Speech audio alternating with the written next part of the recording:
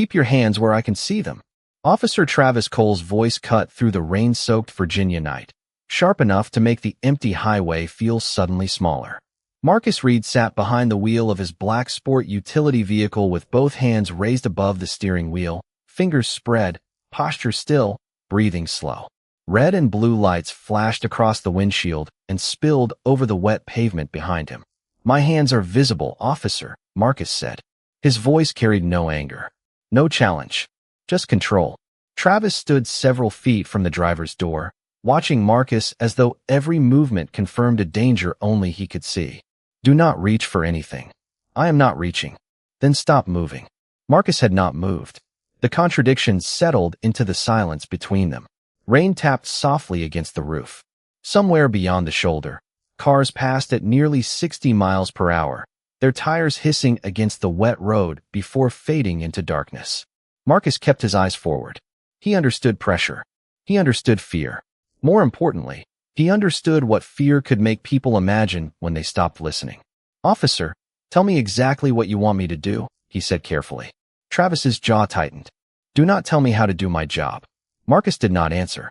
His attention shifted only slightly toward the side mirror, enough to see Travis standing beneath the rotating patrol lights. There was something disturbing in the officer's expression. Not uncertainty. Certainty. The kind that arrived before evidence and then searched for reasons to justify itself. Travis raised his voice again. "Get out of the vehicle." Marcus looked toward the seat belt crossing his chest. "I will have to move my hand to release the belt." "I said do not reach." Marcus froze. "Then I need you to tell me how you want me to exit." For 1 second, neither man spoke. The radio on Travis's shoulder crackled with a dispatcher's voice, but he ignored it. Marcus could hear his own breathing now, measured and deliberate. In another life, in another place, men and women had depended on that calm voice when confusion threatened to take control. But Travis knew none of that. He saw a black man alone in an expensive vehicle after dark. He saw questions where there were ordinary answers. He saw resistance where there was restraint. "Hands higher," Travis ordered. Marcus raised them. "They are up." Travis took another step backward.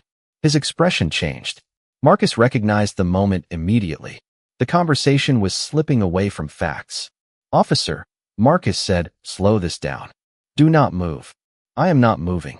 Then a sharp sound broke through the rain, followed by a silence so complete that even the highway seemed to disappear. Marcus remained conscious, forcing each breath to stay steady. Travis stood motionless beneath the flashing lights, suddenly looking less certain than he had seconds earlier. Marcus turned his eyes toward him. There was no rage in his voice when he spoke. "Call an ambulance." Travis stared at him. Marcus repeated the words. "Call an ambulance. And preserve your camera." That second sentence landed differently. Travis's eyes narrowed. Why would a frightened driver think about evidence at a moment like this? Marcus did not explain. He did not mention the garment bag resting behind him. He did not mention the identification in his wallet or the career that had taught him to remain disciplined when other people lost control. He simply kept his hands visible and waited for the officer to understand that whatever story Travis believed had just happened, another version already existed on camera. And before the night was over, that recording would matter far more than either man's explanation. 20 minutes earlier, Marcus Reed had been driving home through the quiet Virginia suburbs with nothing on his mind more urgent than dinner and a promise he had made to his family. The rain had been falling on and off since late afternoon, leaving the highway dark and glossy beneath the streetlights. Inside the black sport utility vehicle, the heater hummed softly while an old soul station played at low volume. Marcus checked the dashboard clock. 8:12 in the evening. He was later than he wanted to be. His phone rang through the vehicle speakers, and his wife, Angela, answered before the second tone. "Tell me you are actually on your way home." Marcus smiled. "I am actually on my way home. That is what you said 20 minutes ago. This time I mean it." Angela laughed quietly. In the background, Marcus could hear their daughter, Lauren, asking whether he remembered the gift. Marcus glanced toward the back seat. A small white box wrapped in dark blue paper rested beside a garment bag. "Tell Lauren I remembered." Angela repeated the message, followed by a distant voice saying, "I do not believe him." Marcus laughed. "I heard that." For a few seconds, the drive felt ordinary in the way good evenings often did. Family voices. Rain on glass. A road leading home. The garment bag behind Marcus was partly unzipped, but from the front seat there was nothing remarkable about it. No visible insignia. No obvious clue about the life Marcus lived when he was not sitting at a dinner table with Angela and Lauren. He preferred it that way. He had never believed a title needed to enter a room before he did. "How far away are you?" Angela asked. Marcus looked at the navigation screen. "About 9 miles. So 15 minutes? Closer to 12. I am holding you to that." The call ended, leaving Marcus alone with the steady rhythm of the road.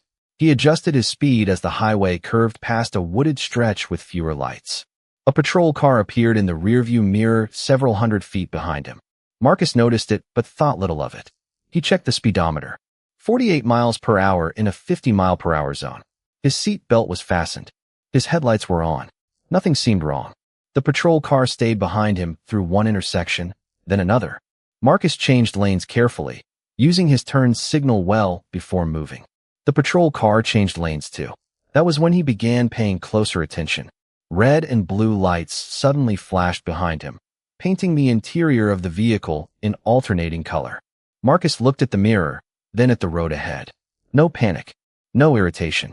He activated his turn signal and searched for a safe shoulder wide enough to stop without crowding traffic. About 200 yards ahead, the pavement opened beside a line of trees. Marcus slowed gradually, pulled completely off the travel lane, placed the vehicle in park, and turned off the engine. He lowered the driver's window several inches and switched on the interior light. Then he placed both hands high on the steering wheel. Years of discipline had taught him something simple about uncertain situations. Reduce surprises. Make intentions clear. Give the other person no reason to guess. Behind him, the patrol car remained still for several long seconds. Marcus watched the driver's door through the side mirror. It opened. A white police officer stepped out into the rain. Officer Travis Cole adjusted his belt, looked toward the black sport utility vehicle, and began walking forward. Marcus remained motionless. He did not know Travis. Travis did not know him. But as the officer approached, Marcus caught something in the man's posture that made the peaceful drive home feel suddenly very far away. Before Travis reached the window, he seemed to have already decided what kind of man was waiting inside. Officer Travis Cole stopped beside the driver's window and aimed his flashlight into the vehicle before offering any greeting. The beam moved across Marcus Reed's hands, the dashboard, the passenger seat, then returned to Marcus's face. License and registration. Marcus kept both hands on the steering wheel. "Yes, officer. My license is in my wallet in my left rear pocket. The registration is in the glove compartment. Which would you like me to get first?" Travis stared at him for a moment. "Why are you explaining all that?" Marcus remained calm. "Because I do not want to make an unexpected movement." Travis glanced toward the back seat, where the wrapped gift and garment bag rested in the dim interior light. "Where are you coming from?" "A work meeting." "What kind of work?" Marcus looked at him. "May I ask why you stopped me?" Travis's expression changed slightly. "I am asking the questions." Marcus nodded once. "Understood. Now get your license." Marcus moved his left hand an inch away from the steering wheel. "Keep your hands where I can see them." He stopped immediately. "Officer, I need to reach behind me to get the wallet." Travis leaned closer to the window. "Do not get smart with me." "I am not." "Then do what I told you." Marcus felt the first real warning settle into his chest. It was not the presence of the badge or the flashlight. It was the pattern. One instruction followed by another that made the first impossible. He had seen confusion grow dangerous before. He knew the best response was clarity. "I am going to reach slowly with my left hand for the wallet," Marcus said. Travis's jaw tightened. "I said keep your hands on the wheel." Marcus returned both hands to the steering wheel. Rain whispered against the roof. For several seconds, Travis simply looked at him. His eyes moved over Marcus's dark jacket, the clean interior of the sport utility vehicle, the watch on his wrist. "This your vehicle?" "Yes." "Registered to you?" "Yes." "What do you do for a living that lets you drive something like this?" Marcus paused. The question had nothing to do with a traffic violation. "I work for the federal government." It was technically true and deliberately incomplete. He had no interest in turning rank into a shield during an ordinary roadside stop. Travis gave a skeptical half-smile. "Federal government." "Yes." "Doing what?" Marcus kept his tone even. "Administrative leadership." Travis looked toward the garment bag again. "What is in that bag?" "Clothing." What kind? Work clothing. Travis stared at him longer now, as though calm answers were somehow creating more suspicion instead of less. Marcus could feel the conversation changing. It was no longer about whatever reason Travis had used to activate his lights. It was becoming an examination of whether Marcus belonged in the vehicle, whether his job sounded believable, whether his life matched what the officer expected to see. "Step out of the vehicle," Travis said. Marcus glanced toward the seat belt across his chest. "I can do that. I will need to release my seat belt first. Do not reach for anything." Marcus went still. "Then please tell me how you want me to proceed." Travis took a small step backward. "You have an answer for everything, do you not?" Marcus looked directly at him. "I am trying to follow your instructions." "No. You are trying to control the stop." Marcus's voice remained steady. "I am trying to make sure neither of us misunderstands the other." The radio on Travis's shoulder crackled with a routine dispatch update. He ignored it. Marcus watched the officer's face and recognized something more troubling than anger. Travis was no longer gathering information.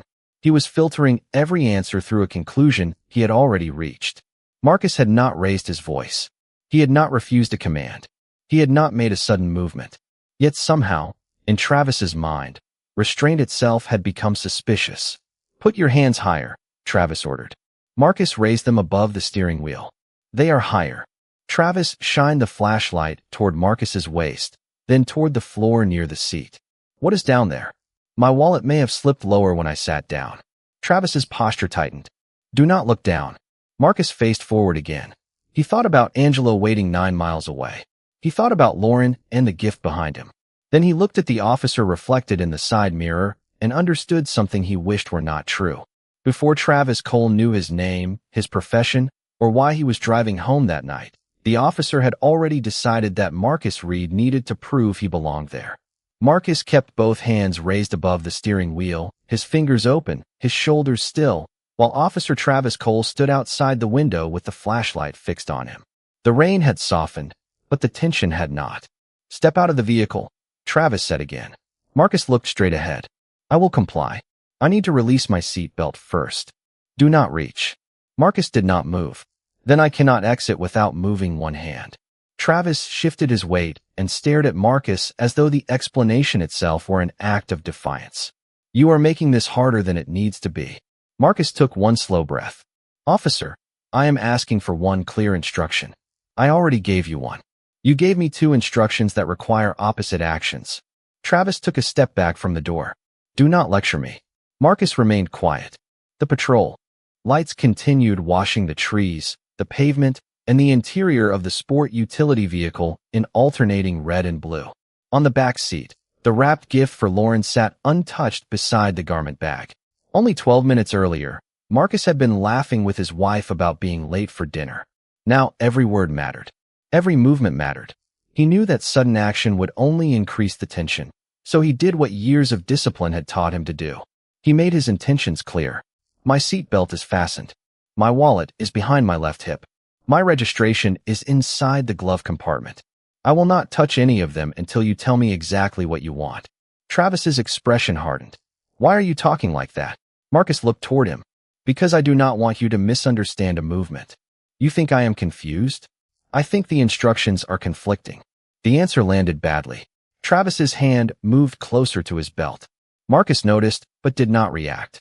He kept his hands high. "Hands where I can see them. They are visible." "Higher." Marcus raised them another few inches. "Now get out." Marcus remained still. Travis leaned slightly toward the window. "Why are you not getting out?" Marcus spoke slowly. "Because you told me not to move my hands." For a moment, even Travis seemed to hear the contradiction. But instead of stepping back from it, his frustration deepened. "People like you always think the rules are negotiable." Marcus's eyes settled on him. The sentence changed something. Until then, Marcus had allowed room for poor communication, stress, or simple impatience. Now the meaning beneath the officer's suspicion felt harder to ignore. "What do you mean by people like me?" Travis did not answer. The radio on his shoulder crackled. A dispatcher asked for his status. He reached toward the microphone, then stopped halfway, keeping his attention on Marcus. "Do you have anything in this vehicle I need to know about?" "Nothing illegal." "That is not what I asked." "Then ask me specifically what you are looking for." Travis gave a short, bitter laugh. There you go again.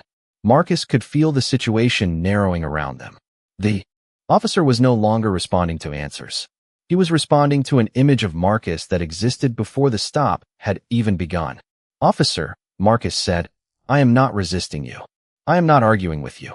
I am trying to make sure I can follow your instructions safely. Travis stared through the open window. Then stop talking and do what I say. Marcus looked at the seatbelt latch, but he did not move his head or hands. Tell me which action you want first.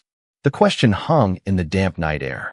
Travis's gaze dropped toward Marcus's waist when the seat belt shifted slightly as Marcus breathed.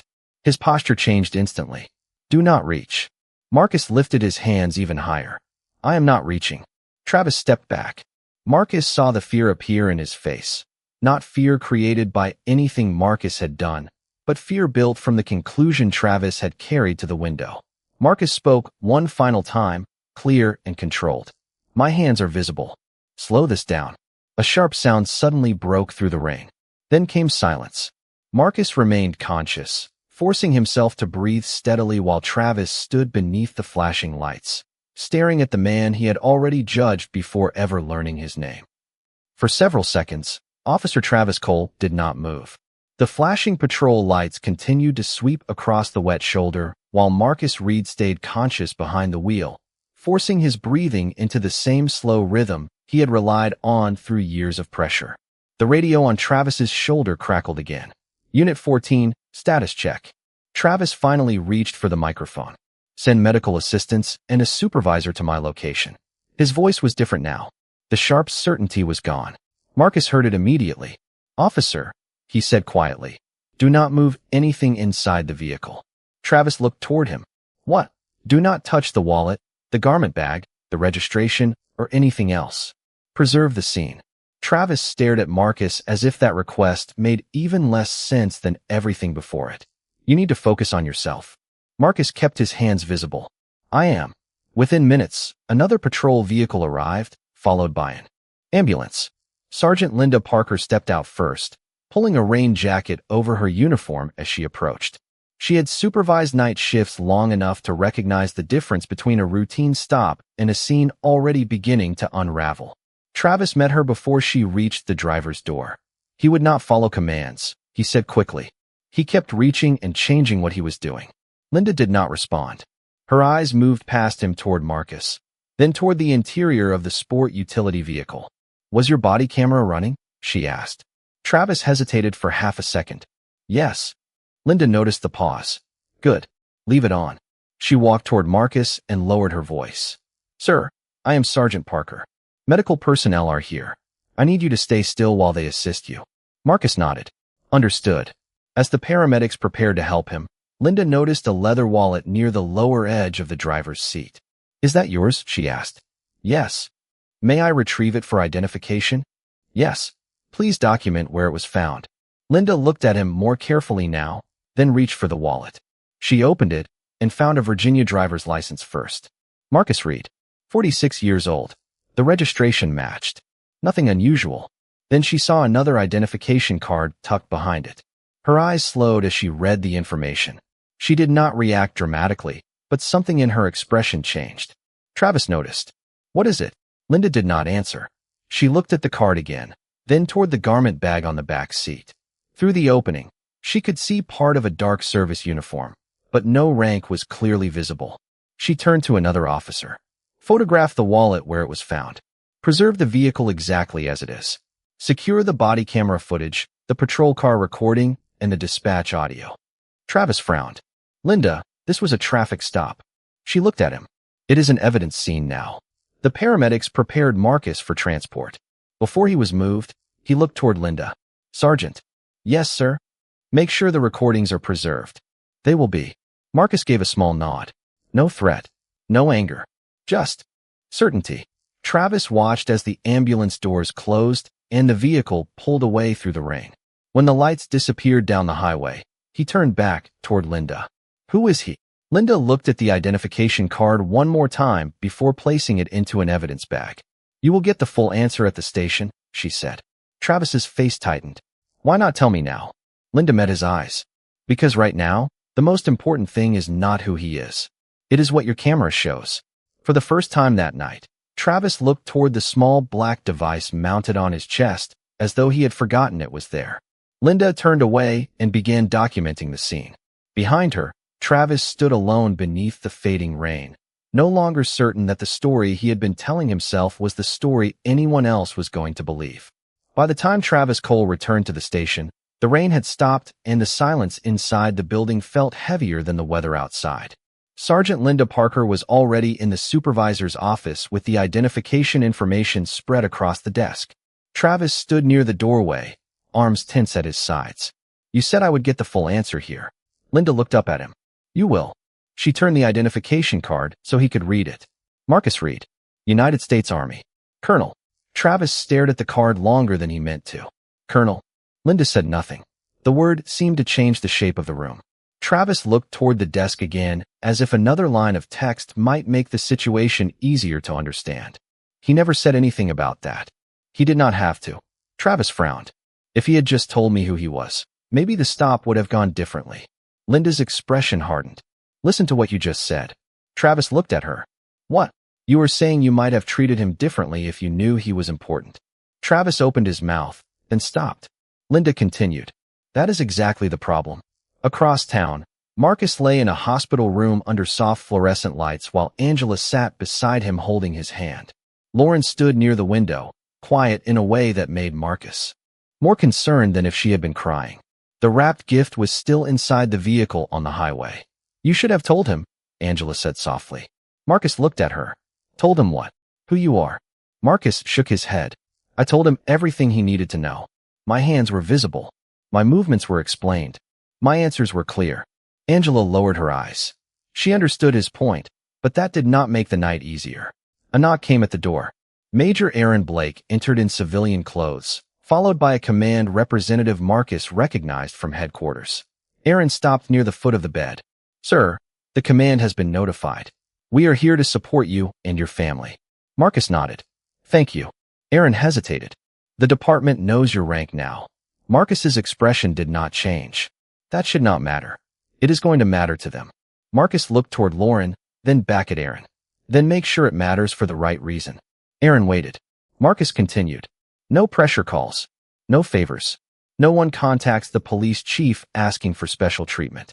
I want the body camera preserved, the patrol vehicle recording preserved, and every dispatch transmission preserved." Aaron nodded slowly. "Understood. And I want the same process they would use if my name had no rank attached to it."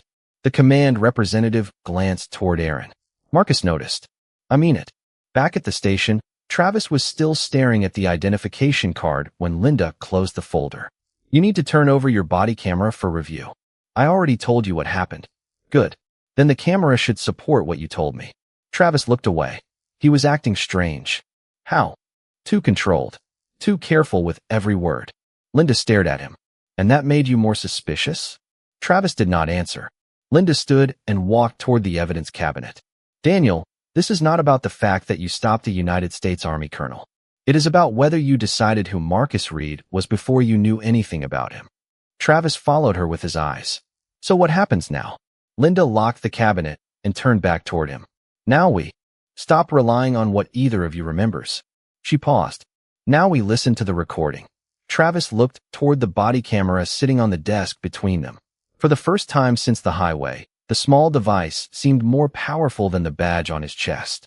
The recording began with nothing dramatic. Rain. Tire noise. The soft click of Marcus Reed turning off his engine. Then Officer Travis Cole's voice entered the room. License and registration. Travis sat at the end of the review table while Sergeant Linda Parker stood beside two investigators from Professional Standards. No one spoke as the footage continued. Marcus's voice came through clearly. "My license is in my wallet in my left rear pocket. The registration is in the glove compartment. Which would you like me to get first?" One investigator paused the video. "At this point, what did you believe he was doing wrong?" Travis looked at the frozen image of Marcus with both hands visible on the steering wheel. "I thought he was being evasive." "How?" Travis hesitated. "The way he answered questions." The investigator pressed play.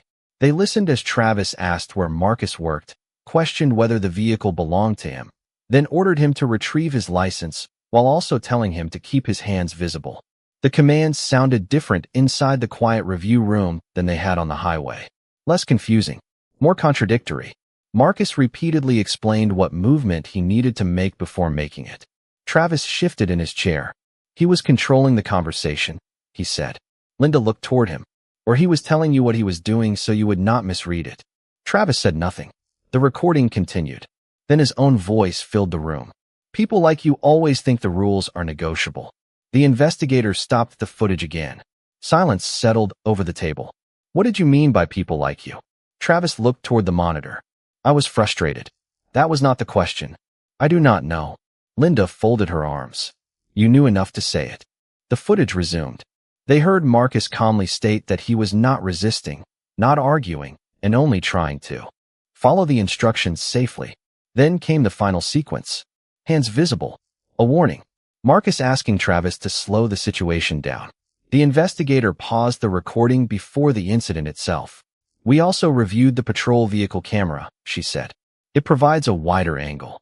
Travis looked up, and she opened a folder. It supports what we are seeing here. His hands remained visible during the critical moments. Travis leaned back slowly. That is not how it felt. The investigator studied him. We are not reviewing how it felt. We are reviewing what happened.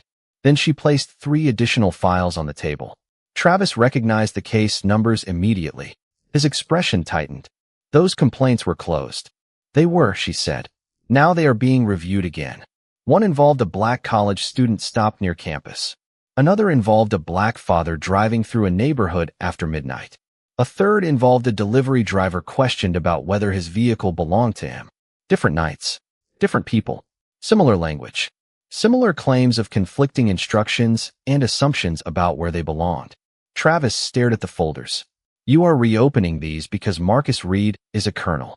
Linda answered before the investigator could. No. We are reopening them because this recording gives context to complaints that should have received more attention the first time. Across town, Marcus sat upright in his hospital room, while Major Aaron Blake explained that the department had begun reviewing prior cases. Angela stood beside the window. Lauren sat quietly near her father. Marcus listened without interrupting. How many? He finally asked. 3 that appeared directly relevant, Aaron said. Marcus looked toward the dark glass. And nobody looked closely until now. Aaron did not answer. Marcus's voice remained calm, but the weight behind it had changed. If I had been a warehouse supervisor, would those files still be closed? Silence. If I had been a teacher coming home late, would anyone be reviewing them tonight? Aaron lowered his eyes. Marcus continued. My rank should not be the reason the truth gets examined. He looked toward his daughter. Because if a colonel has to be sitting behind the wheel before people decide a man's words deserve a second look, then this was never only about me. 7 weeks later, Marcus Reed entered the department's administrative hearing room without his uniform, without medals, and without anyone announcing his rank. Angela sat behind him. Lauren was beside her, quiet but attentive. Across the room, Officer Travis Cole sat with his attorney, his badge no longer clipped to his chest, while the disciplinary review continued. Sergeant Linda Parker was seated near the investigators, and 3 reopened complaint files rested on the evidence table beside printed transcripts from the body camera and patrol vehicle recordings. When Marcus was asked whether he wanted to make a statement, he stood slowly and looked around the room before speaking. I have been told more than once that my rank changed the way people responded after that night. His voice was steady. That should concern everyone here. Travis looked up. Marcus continued. I do not want a better process because I am a United States Army colonel. I do not want people to care more because someone found a military identification card in my wallet. I want to know whether the same questions would have been asked if I had been nobody this department considered important. The room fell silent. What if I worked in a warehouse? What if I taught high school? What if I drove a delivery truck for 12 hours a day? Would the recordings still have been preserved with the same urgency? Would those older complaints have been reopened? Would anyone have listened this carefully? No one answered. Marcus looked toward the 3 files on the table. Those people did not have my rank, but their experiences mattered before mine happened. If this process only became serious because of who I turned out to be, then the lesson has been missed. Travis shifted in his chair. Marcus turned toward him. Officer Cole, I do not need you to be afraid of me. I need you to understand why your assumptions mattered. Travis held his gaze. Marcus continued.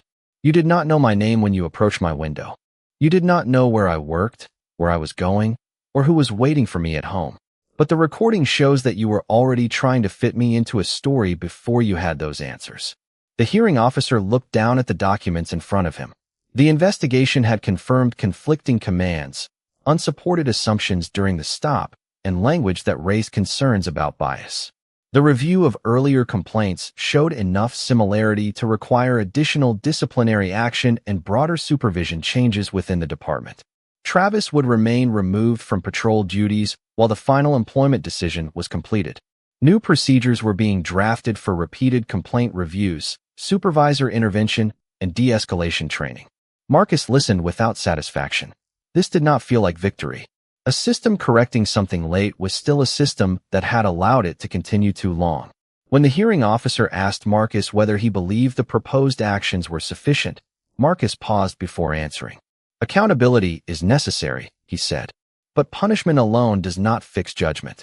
If the next officer learns only that choosing the wrong person can damage a career, then nothing important has changed. Linda Parker looked toward him. Marcus continued.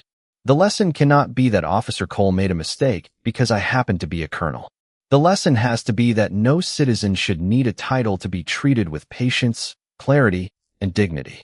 Travis lowered his eyes. For the first time, he did not interrupt, defend himself, or explain what he thought he had seen. Marcus noticed that silence. It was different from the silence on the highway. That night, silence had been filled with fear and assumption. Here, it carried something else. Recognition. Outside the building, several reporters waited near the steps. Marcus walked past most of them with Angela and Lauren until one voice called after him. Colonel Reed, do you feel like justice was served? Marcus stopped and looked back. Justice is not proving that I was somebody important, he said. Justice is proving that I never needed to be important to deserve fairness.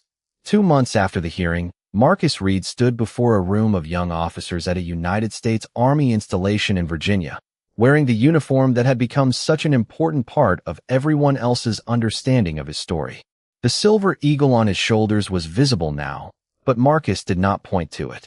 He did not mention the headlines, the investigation, or the questions reporters had asked outside the hearing room. Instead, he wrote 3 words on the whiteboard behind him. Authority requires restraint. Then he turned toward the room. Most people think leadership is about making decisions when you know exactly what to do, Marcus said. It is not. Leadership matters most when you are uncertain, when you are frustrated, and when fear is telling you to act before you understand what is actually happening. No one spoke. Marcus walked slowly across the front of the room. A uniform gives people the right to expect something from you. Discipline, judgment, responsibility. It does not make every assumption correct. The words carried no anger, but everyone understood they came from somewhere deeper than a training manual. Marcus looked toward the young officers seated in front of him. Real authority is not proving that you can control another person. It is proving that you can control yourself when the situation becomes difficult. Later that afternoon, Major Aaron Blake caught up with him outside the building. That sounded personal, Aaron said. Marcus gave him a faint smile. Good lessons usually are. They walked toward the parking lot where Angela and Lauren waited beside the black sport utility vehicle. The vehicle had been repaired and returned weeks earlier. The white gift box that had once sat untouched on the back seat was now empty, but Lauren had saved the dark blue wrapping ribbon and tied it around the handle of her backpack. You are late, she called when Marcus approached. Marcus checked his watch. 2 minutes. Still late. Angela smiled. Do not argue with her. She has evidence. Marcus laughed, and for the first time in weeks, the memory of that rainy highway felt slightly farther away. Across town, Travis Cole sat inside a quiet administrative office with Sergeant Linda Parker and a department representative. The final disciplinary review had sustained the major findings from the traffic stop and confirmed serious failures of judgment that had also brought renewed scrutiny to his earlier encounters. Travis would not return to patrol duty. He removed his badge and placed it on the desk. There was no crowd, no celebration, no dramatic confrontation, just the small sound of metal touching wood. Travis looked at the badge for several seconds. I kept telling myself I was reacting to what I saw, he said. Linda stood across from him. Maybe the harder question is what you expected to see before you ever reached the window. Travis looked down. Weeks earlier, He would have answered immediately. He would have explained, defended, justified. This time he said nothing. Linda picked up the paperwork and walked toward the door. Daniel, accountability is not about pretending the past did not happen. It is about making sure you finally understand why it happened. After she left, Travis remained alone with the silence. That evening, Marcus drove home with Angela beside him and Lauren talking from the back seat about school, college applications, and everything that seemed urgent at 17. The Virginia sunset stretched orange and gold across the highway. Marcus kept both hands comfortably on the steering wheel as traffic moved around them. He had never wanted revenge. Revenge would have made the story about one officer losing something. Justice had to mean more than that. It had to mean a department examining complaints it had once overlooked. It had to mean young officers learning that fear did not excuse assumption. It had to mean a black man driving home did not need military rank, federal credentials, or 20 years of service before his dignity became visible. Two men had worn uniforms. One had once mistaken authority for the power to control the person in front of him. The other had spent a lifetime learning that authority begins with controlling yourself. And in the end, Marcus Reed's rank did not prove that he deserved fairness. It proved something far more uncomfortable. Fairness should never have depended on discovering his rank at all.